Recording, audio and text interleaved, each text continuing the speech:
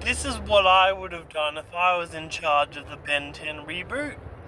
By the way, there is a Ben 10 reboot being done by the original creators in partnership with Dynamite Comics. If I was in charge of Ben 10, I would have left off where Alien Force picked up. Make Ben actually work for him to become Ben 10,000. Ben takes out another fodder villain and says this is getting too easy. But then, all of a sudden, Benjamin Kirby Tennyson sees a princess from another planet coming to greet him, and she tells him that her planet is in danger. Then Azimuth teleports to Ben's location, breathing heavily and somewhat in pain, wounded even. Azimuth warns Ben not to go with that harlotton. Then Azimuth reveals a whole backstory. A backstory where Albedo teamed up with Dr. Anima of all people to try and create an ultimate life form so they could insert their brains inside it. This ultimate life form is so dangerous.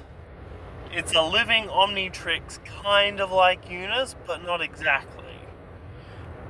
Basically, these living Omnitrixes are so dangerous because they can use the ultimate feature, transform parts of their body at a time, and they can do fusion as well. And the girl ends up trying to kidnap Ben. Ben fights her in the street, but ends up wailing around, not being able to actually win against her. So Ben gets into his thinking mode, turns into Molstache and turns into Accelerate and gets them out of there. Azimuth teleports them to Grandpa Max's plumber base. And he informs Max that this threat is so dire, the threat of the Biotrixers is so dire, that they'll have to abandon Earth. Max and Ben are both in resistance, and Azimuth reveals that this is more powerful than any Omnitrix has ever been, and they're alive. And they took over and they've already conquered a quarter of the galaxy, and they're only a week old as a species. Max tells Azimuth what does he need. The best ship they've got is what Azimuth needs, and so Azimuth teleports to pick up Gwen and Kevin, because they're an obvious choice for a team, but Ben refuses to go. He runs outside, and he loses desperately, gets back up. Fights until his Omnitrix is out of power, continues to fight. Azimuth teleports him into the ship, and, well, Gwen knocks Ben out because Gwen has seen the plans for these Biosapiens.